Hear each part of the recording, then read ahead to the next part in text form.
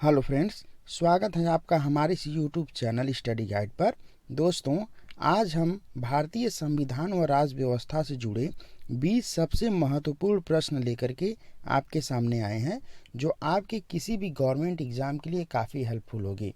Friends, इसके पहले video में हमने मौलिक अधिकार से जुड़े 20 इम्पॉर्टेंट क्वेश्चंस को कवर किया था। यदि आपने उस वीडियो को अभी तक नहीं देखा है तो इस चैनल के प्लेलिस्ट में जा करके उस वीडियो को ज़रूर देखें। तो चलिए बिना किसी देरी के शुरू करते हैं आज का सेशन।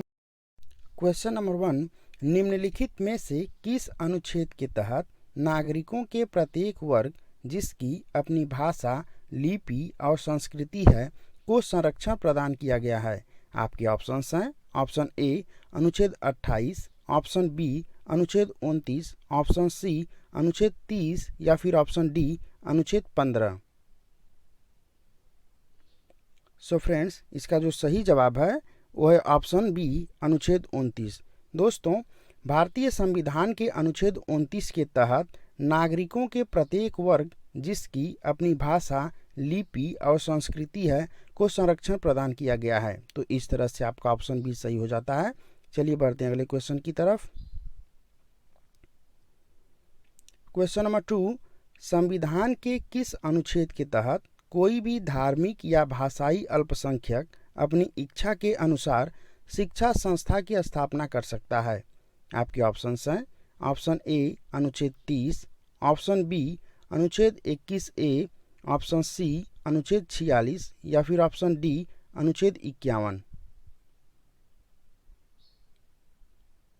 सो फ्रेंड्स, इसका जो सही जवाब है वो है ऑप्शन ए अनुच्छेद 30। दोस्तों, भारतीय संविधान के अनुच्छेद 30 के तहत कोई भी धार्मिक या भाषाई अल्पसंख्यक अपनी इच्छा के अनुसार शिक्षा संस्था की स्थापना कर सकता है। तो इस तरह से आपका ऑप्शन ए सही हो जाता है। चलिए बढ़ते हैं अगले क्वेश्चन की तरफ। क्वेश्चन नंबर 3, भारतीय संविधान के किस अनुच्छेद में प्राथमिक स्तर पर मातृभाषा में शिक्षा प्रदान करने का प्रावधान है? आपके ऑप्शंस हैं। ऑप्शन ए अनुच्छेद 46, ऑप्शन बी अनुच्छेद 21A, ऑप्शन सी अनुच्छेद 350A या फिर ऑप्शन डी अनुच्छेद 51। सो फ्रेंड्स, इसका जो सही जवाब है वो है ऑप्शन सी अनुच्छेद 350A।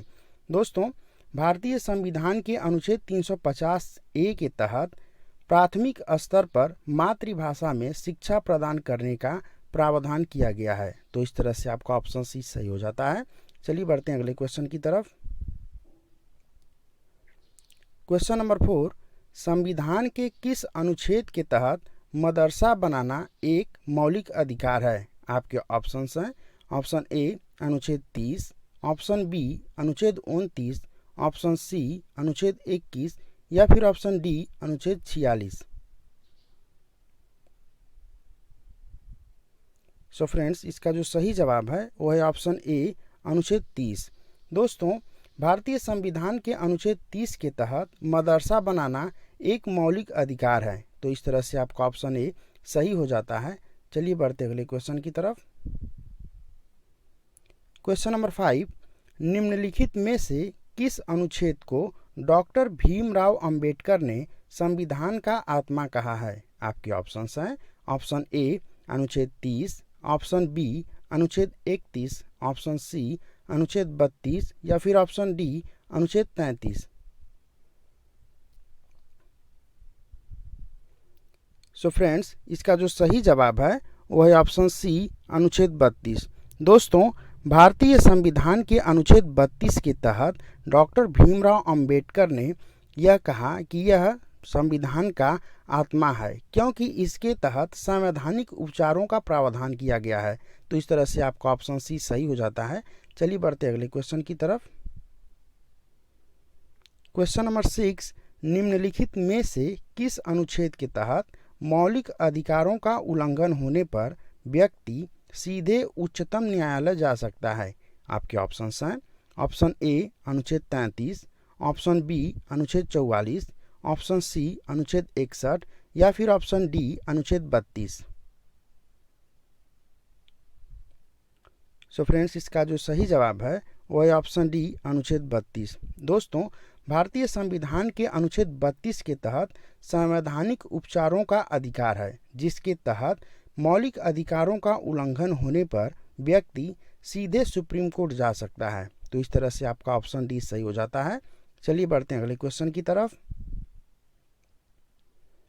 क्वेश्चन नंबर 7, निम्नलिखित में से किस न्यायालय द्वारा मौलिक अधिकारों के उल्लंघन होने पर रिट जारी किया जाता है? आपके ऑप्शंस हैं ऑप्शन ए उच्च न्यायालय द्वारा, ऑप्शन बी सर्वोच्च न्यायालय द्वारा, ऑप्शन सी उपर्युक्त में से दोनों, या फिर ऑप्शन डी अधीनस्थ न्यायालय द्वारा। सो फ्रेंड्स, इसका जो सही जवाब है वो है ऑप्शन सी उपर्युक्त दोनों। दोस्तों, भारतीय संविधान के अनुच्छेद 32 के तहत सुप्रीम कोर्ट और 226 के तहत हाई कोर्ट मौलिक अधिकारों के उल्लंघन होने पर रिट जारी करता है। तो इस तरह से आपका ऑप्शन सी सही हो जाता है। चलिए बढ़ते हैं अगले क्वेश्चन की तरफ। क्वेश्चन नंबर 8, भारतीय संविधान के अनुच्छेद 32 में वर्णित बंदी प्रत्यक्षीकरण रिट का शाब्दिक अर्थ क्या है? आपके ऑप्शंस हैं ऑप्शन ए शरीर प्रस्तुत करना, ऑप्शन बी आदेश देना, ऑप्शन सी मना करना, या फिर ऑप्शन डी बंदी बनाना। सो फ्रेंड्स, इसका जो सही जवाब है वो है ऑप्शन ए शरीर प्रस्तुत करना। दोस्तों, भारतीय संविधान के अनुच्छेद 32 में वर्णित बंदी प्रत्यक्षीकरण रिट का शाब्दिक अर्थ होता है शरीर प्रस्तुत करना। तो इस तरह से आपका ऑप्शन ए सही हो जाता है। चलिए बढ़ते हैं अगले क्वेश्चन की तरफ। क्वेश्चन नंबर 9, निम्नलिखित में से बंदी प्रत्यक्षीकरण रिट किसके विरुद्ध जारी किया जाता है? आपके ऑप्शंस हैं ऑप्शन ए लोक अधिकारी के विरुद्ध, ऑप्शन बी निजी व्यक्ति के विरुद्ध, ऑप्शन सी लोक अधिकारी एवं निजी व्यक्ति दोनों के विरुद्ध, या फिर ऑप्शन डी उपर्युक्त में से कोई नहीं। सो फ्रेंड्स, इसका जो सही जवाब है वो है ऑप्शन सी लोक अधिकारी एवं निजी व्यक्ति दोनों के विरुद्ध। दोस्तों, भारतीय संविधान के अनुच्छेद 32 में वर्णित बंदी प्रत्यक्षीकरण रिट न्यायालय द्वारा लोक अधिकारी एवं निजी व्यक्ति दोनों के विरुद्ध जारी किया जाता है। तो इस तरह से आपका ऑप्शन सी सही हो जाता है। चलिए बढ़ते हैं अगले क्वेश्चन की तरफ। क्वेश्चन नंबर 10, न्यायालय द्वारा परमादेश रिट किसके विरुद्ध जारी किया जाता है? आपके ऑप्शंस हैं ऑप्शन ए लोक अधिकारी के विरुद्ध, ऑप्शन बी निजी व्यक्ति के विरुद्ध, ऑप्शन सी उपर्युक्त दोनों के विरुद्ध, या फिर ऑप्शन डी उपर्युक्त में से कोई नहीं। सो फ्रेंड्स, इसका जो सही जवाब है वो है ऑप्शन ए लोक अधिकारी के विरुद्ध। दोस्तों, परमादेश रिट केवल और केवल लोक अधिकारी के विरुद्ध जारी किया जाता है, यह निजी व्यक्ति के विरुद्ध जारी नहीं किया जाता है। तो इस तरह से आपका ऑप्शन ए सही हो जाता है। चलिए बढ़ते हैं अगले क्वेश्चन की तरफ। क्वेश्चन नंबर 11, भारतीय संविधान के अनुच्छेद 32 में वर्णित परमादेश रिट का शाब्दिक अर्थ क्या है? आपके ऑप्शंस हैं ऑप्शन ए आदेश देना, ऑप्शन बी मना करना, ऑप्शन सी शरीर प्रस्तुत करना, या फिर ऑप्शन डी उपर्युक्त में से कोई नहीं। सो फ्रेंड्स, इसका जो सही जवाब है वो है ऑप्शन ए आदेश देना। दोस्तों, भारतीय संविधान के अनुच्छेद 32 में वर्णित परमादेश रिट का शाब्दिक अर्थ होता है आदेश देना। तो इस तरह से आपका ऑप्शन ए सही हो जाता है। चलिए बढ़ते हैं अगले क्वेश्चन की तरफ।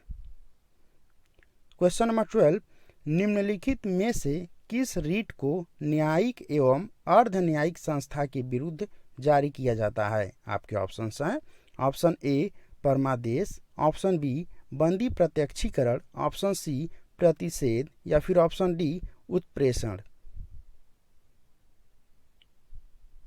सो फ्रेंड्स, इसका जो सही जवाब है वो है ऑप्शन सी प्रतिषेध। दोस्तों, भारतीय संविधान के अनुच्छेद 32 में वर्णित 5 प्रकार के रीट में से एक रीट है प्रतिषेध, जो न्यायिक एवं अर्ध न्यायिक संस्था दोनों के विरुद्ध जारी किया जाता है। फ्रेंड्स, यह रीट न्यायिक एवं अर्ध न्यायिक संस्थाओं के उनके क्षेत्राधिकार के उल्लंघन से रोकता है। तो इस तरह से आपका ऑप्शन सी सही हो जाता है। चलिए बढ़ते अगले क्वेश्चन की तरफ। क्वेश्चन नंबर 13, भारतीय संविधान के किस अनुच्छेद के तहत उच्च न्यायालय रीट जारी करता है? आपके ऑप्शंस हैं। ऑप्शन ए अनुच्छेद 225 के तहत, ऑप्शन बी अनुच्छेद 226 के तहत, ऑप्शन सी अनुच्छेद 32 के तहत, या फिर ऑप्शन डी अनुच्छेद 350 के तहत। सो फ्रेंड्स, इसका जो सही जवाब है वो है ऑप्शन बी अनुच्छेद 226 के तहत। दोस्तों, भारतीय संविधान के अनुच्छेद 226 के तहत हाई कोर्ट यानी कि उच्च न्यायालय रीट जारी करता है। तो इस तरह से आपका ऑप्शन बी सही हो जाता है। चलिए बढ़ते हैं अगले क्वेश्चन की तरफ। क्वेश्चन नंबर 14, निम्नलिखित में से किस अनुच्छेद के द्वारा कानून व्यवस्था से संबंधित किसी व्यक्ति का मौलिक अधिकार राज्य तय करेगा? आपके ऑप्शंस हैं। ऑप्शन ए अनुच्छेद 32, ऑप्शन बी अनुच्छेद 33, ऑप्शन सी अनुच्छेद 43, या फिर ऑप्शन डी अनुच्छेद 34।